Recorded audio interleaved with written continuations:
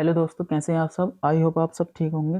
दोस्तों, इससे पिछली वाली वीडियो में हमने आपको विद्युत आवेश के बारे में, इसकी विद्युत आवेश की प्रॉपर्टीज के बारे में पढ़ाया था।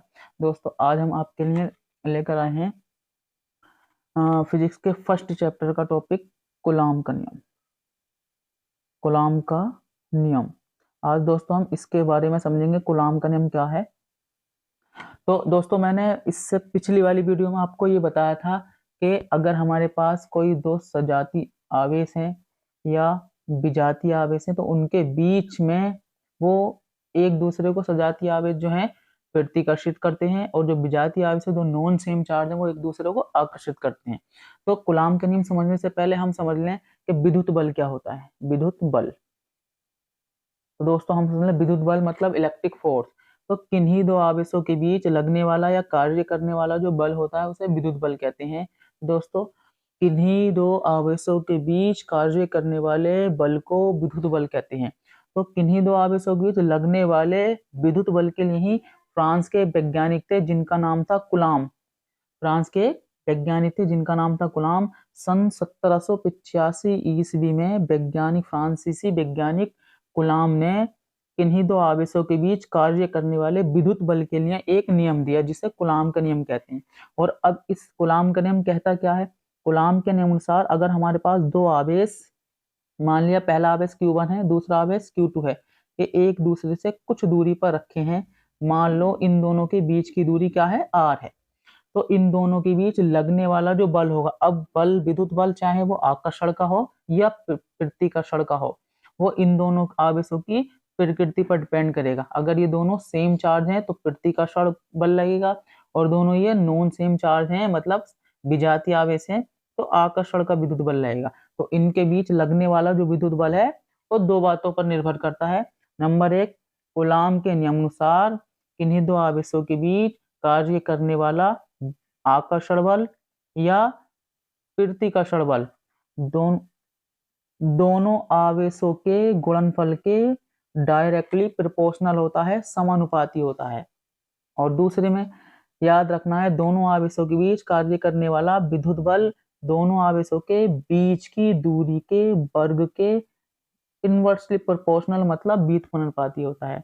ये क्या बताया दोस्तों मैंने, किन्हीं दो आवेशों के बीच कार्य करने वाले विद्युत बल के लिए फ्रांसीसी वैज्ञानिक ने सन 1785 में एक नियम दिया, जिसे कूलाम का नियम कहते हैं। इस नियम के अनुसार किन्हीं दो आवेशों के बीच लगने वाला प्रतिकर्षण विद्युत बल या आकर्षण विद्युत बल जो है दोनों आवेशों के गुणनफल के समानुपाती होता है। या नंबर दो, दोनों आवेशों के बीच लगने वाला विद्युत बल दोनों आवेशों के बीच की दूरी के वर्ग के व्युत्पन्नानुपाती होता है। समीकरण 1 और 2 फ्रॉम इक्वेशन 1 एंड 2, दोनों f की ही वैल्यू है। f समानुपाती Q1 Q2 और अपोन में क्या R स्क्वायर। और जब हम समानुपाती के साइन को हटाते हैं तो हमारे पास एक नियतांक, एक कांस्टेंट आ जाता है, और यहाँ नियतांक हम लेंगे 4 pi epsilon not into Q1 upon Q2 upon में R स्क्वायर। और यही कूलाम के नियम का समीकरण है। F बराबर 1/4 pi epsilon naught Q1 Q2 upon में R स्क्वायर। ये कूलाम के नियम का इक्वेशन है, समीकरण है या सूत्र है। हम लिखेंगे वेयर 1/4 पाई एप्सिलॉन नॉट क्या है, कांस्टेंट, और ये कांस्टेंट है, इसकी जो वैल्यू होती है वो 9 गुणा 10 की घात 9, 9 into 10 to the power 9 newton metre square upon coulomb square. Newton metre square upon में कूलाम स्क्वायर। तो हमने क्या बताया, F is equal to 1/4 pi epsilon naught Q1 into Q2 upon में R स्क्वायर, कूलाम के नियम का सूत्र है। लेकिन दोस्तों, अगर ये दोनों आवेश जब वायु या निर्वात में स्थित होंगे तो ये वाला इक्वेशन, ये वाला फॉर्मूला है। लेकिन अगर ये दोनों आवेश किसी परावैद्युत माध्यम में स्थित हो, किसी परावैद्युत माध्यम, और परावैद्युत माध्यम कुचालक पदार्थों को जैसे कागज, तेल, मोम और कांच, ये सब परावैद्युत माध्यम है। अगर इनके बीच ये आवेश उनमें स्थित हो तो उनके बीच लगने वाले विद्युत बल का फॉर्मूला है F is equal to 4 pi epsilon into K, और Q1 अपॉन अपोन में आर स्क्वायर। अब ये के क्या है, के जो है परावैद्युत माध्यम का, परावैद्युत माध्यम का परावैद्युतांक है, परावैद्युतांक। तो क्या बताया, तो दोस्तों जैसा कि हमने अभी कूलाम के नियम में सीखा कि कूलाम के नियम का अगर दो बिंदु आवेश, तो याद रखना दोस्तों, जो कूलाम का नियम है केवल बिंदु आवेशों के लिए ही अप्लाई है, बिंदु आवेशों के लिए ही लागू होता है। अगर दो स्थिर बिंदु आवेश एक दूसरे से r दूरी पर स्थित होते हैं तो उनके बीच लगने वाला प्रतिकर्षण का बल और आकर्षण वाला विद्युत बल दोनों आवेशों के गुणनफल के समानुपाती होता है तथा दोनों आवेशों के बीच की दूरी के वर्ग के व्युत्क्रमानुपाती होता है। दोनों f की वैल्यू f समानुपाती q1 इंटू Q2 अपॉन में r स्क्वायर। जब समानुपाती के निशान को हटाते हैं तो वहां बराबर का निशान आ जाता है और उसके पास एक नियतांक लगाते हैं, तो यहाँ नियतांक है 1/4πε0 इंटू Q1 Q2 अपॉन में r स्क्वायर। ये विद्युत बल के लिए फॉर्मूला है अगर दोनों बिंदु आवेश वायु निर्वात में स्थित है तब। और 1/4πε0 एक नियतांक है जिसकी value 9×10⁹ newton metre square upon में कूलाम स्क्वायर होती है। और अगर दोनों बिंदु आवेश, ये दोनों बिंदु आवेश के परावैद्युतांक वाले परावैद्युत माध्यम से कांच, मोम, तेल, कागज आदि में स्थित हो या आदि में रखे हुए हों तो उनके बीच लगने वाला विद्युत बल F बराबर 1/4πε0 इंटू के Q1 इंटू Q2 अपॉन में आर स्क्वायर। अगर कोई परावैद्युत माध्यम अगर हमारे पास कहीं पर स्थित हो तो हमें दोस्तों क्या करना है, कुछ भी नहीं करना है, बस एप्सिलॉन नोट के पास में के लिख देना है। और ये एप्सिलॉन नोट क्या है तो दोस्तों समझते हैं इसके बारे में कुछ थोड़ा सा। तो देखो दोस्तों, हम एप्सिलॉन नोट इंटू के की जगह पर, के स्थान पर एप्सिलॉन भी लिख सकते हैं, जहां दोस्तों एप्सिलॉन वायु या निर्वात की विद्युतशीलता कहलाती है, जहां एप्सिलॉन नोट दोस्तों वायु निर्वात की विद्युतशीलता कहती है और एप्सिलॉन माध्यम की विद्युतशीलता कहलाती है, विद्युतशीलता। अब ये विद्युतशीलता क्या है तो इसको नॉर्मली ऐसा समझ सकते हैं फ्रेंड्स कि किसी भी माध्यम से विद्युत बल रेखाओं के गुजरने की क्षमता को माध्यम की विद्युतशीलता कहते हैं। बिल्कुल सेम वैसे ही है, वायु या निर्वात से विद्युत बल रेखाओं के गुजरने की क्षमता को वायु या निर्वात की विद्युतशीलता कहते हैं। अब यहाँ से दोस्तों हम के की वैल्यू फाइंड करेंगे तो मल्टीप्लाई वाली चीज कहाँ चली जाएगी, अपोन में, तो के इज इक्वल टू बनेगा एप्सिलॉन अपॉन एप्सिलॉन नोट। तो K is equal to epsilon upon epsilon naught. तो ये जो के है इसे हम माध्यम का परावैद्युतांक कहते हैं, माध्यम का परावैद्युतांक कहते हैं। और वायु या निर्वात के लिए इस के की वैल्यू 1 होती है, वायु या निर्वात के लिए के की वैल्यू 1 होती है। और इसकी डेफिनेशन इस फॉर्मूले से बना सकते हैं कि ये एप्सिलॉन क्या है, माध्यम की विद्युतशीलता, और एप्सिलॉन नोट वायु निर्वात की विद्युतशीलता। तो माध्यम की विद्युतशीलता और वायु निर्वात की विद्युतशीलता के बटे को, निष्पत्ति को या अनुपात को माध्यम का परावैद्युतांक कहते हैं। परावैद्युतांक को के से रिप्रेजेंट करते हैं और के जो होती है डायमेंशन लेस और यूनिट लेस है, के का कोई मात्रक नहीं होता और के की कोई विमा नहीं होती है।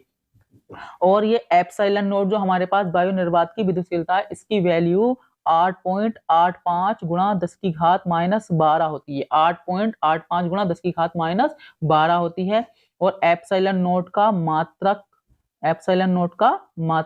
देखो दोस्तों अभी मैंने फॉर्मूला बताया F is equal to 1/4π epsilon naught Coulomb into Q1 Q2 upon में आर स्क्वायर, कूलाम के नियम से। तो अगर मैं यहाँ से एप्सिलॉन नोट की वैल्यू निकालूंगा, यहाँ से एप्सिलॉन नोट के मात्रक निकालूंगा तो ये अपॉन में यहाँ चला जाएगा, तो जब ये यहाँ आएगा तो ये बनेगा 4π इंटू एफ इंटू में Q1 Q2 अपॉन में आर स्क्वायर। ये तो हम कांस्टेंट है, इसके तो कोई मात्रा होगा नहीं। एप्सिलॉन नोट बराबर ये Q1 Q2 है तो कूलाम स्क्वायर अपॉन न्यूटन बल का फॉर्मूला, बल का मात्रक सॉरी, और ये आर स्क्वायर दूरी है और ये मीटर स्क्वायर, तो कूलाम स्क्वायर अपॉन में न्यूटन मीटर स्क्वायर।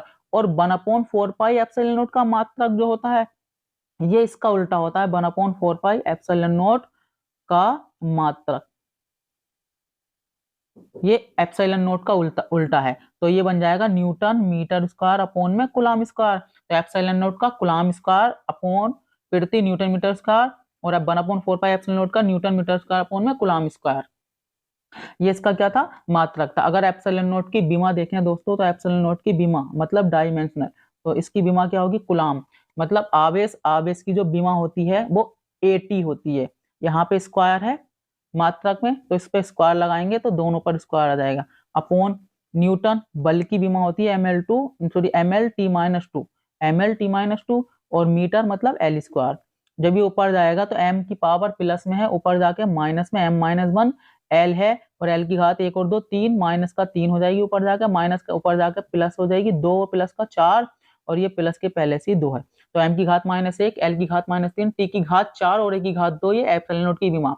जब एप्सिलॉन नॉट का मात्रक जो है 1/4 पाई एप्सिलॉन नॉट का अपोजिट है, उल्टा है, तो 1/4 पाई एप्सिलॉन नॉट की बीमा भी जो है एप्सिलॉन नॉट की बीमा की उल्टी होगी। यहाँ माइनस की घात की जगह क्या बन जाएगा, यहाँ 1/4 पाई एप्सिलॉन नॉट की बीमा देखेंगे कि बीमा कितनी आएगी।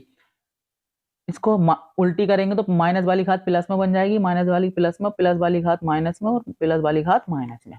तो ये कुछ था विद्युत आवेश के, सॉरी, कूलॉम के नियम के बारे में। इसमें हमने के की वैल्यू पढ़ी, के का सूत्र के बराबर, और के की परिभाषा के बराबर epsilon upon epsilon not, epsilon naught की बीमा ये क्या है, निर्वात या वायु की विद्युतशीलता, और ये इतना 8.85 गुणा 10 की घात -12 इसकी वैल्यू होती है। अब ये आई, चलिए दोस्तों अब समझते हैं 1/4 pi epsilon naught is equal to 9 into 10⁻9 coulomb square, sorry, newton metre square upon में कूलम स्क्वायर।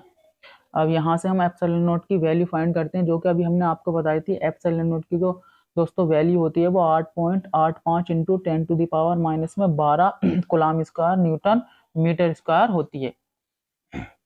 अब ये आई कहाँ से, तो ये हम इसी से फाइंड करेंगे। तो देखिए दोस्तों, अगर मैं इससे एप्सिलॉन नॉट की वैल्यू निकालूंगा तो एप्सिलॉन नॉट इसकी जगह आ जाएगा, ये सारी वैल्यू यहाँ आ जाएगी। तो epsilon naught is equal to 1/4 pi into 9 into 10⁻9।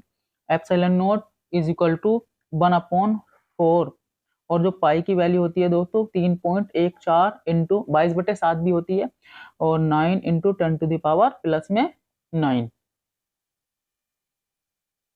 और देखिए दोस्तों, जैसे ही हमने अब इसकी वैल्यू यहाँ पर पुट करी है तो epsilon naught is equal to 1/9 चौक 36, और 36 की मल्टीप्लाई दोस्तों जब हम इससे करेंगे तो 113.04, और इंटू 10⁻9।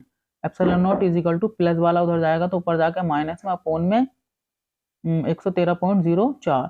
जब हम एक को 113.04 से डिवाइड करेंगे तो कुछ वैल्यू आएगी 0.00885 इंटू 10⁻9। अब epsilon naught is equal two point को अगर हम 1 2 यहाँ तक लेकर आएंगे, 3 स्थान तक खिसका देंगे, तो 8.85 इंटू 10, यहाँ पे 3 0 ऐड हो जाएंगे, तो माइनस के कितनी आ जाएगी, 12। तो इसकी वैल्यू जो हमने ये पढ़ी थी, epsilon naught is equal to 8.85 गुणा 10 की घात -12 कूलम स्क्वायर प्रति न्यूटन मीटर स्क्वायर, तो वो हमने निकाल भी लिए। तो आई होप दोस्तों आपको ये वीडियो समझ में आएगी। मिलते हैं अगली वीडियो के साथ। वीडियो पसंद आने पर हमारी वीडियो को लाइक कीजिए, चैनल को सब्सक्राइब भी कीजिए। आपका पूरा NCERT वाली बुक से हम जो है एक एक न्यूमेरिकल भी कराएंगे, तो बने रहिए हमारे साथ। Thank you.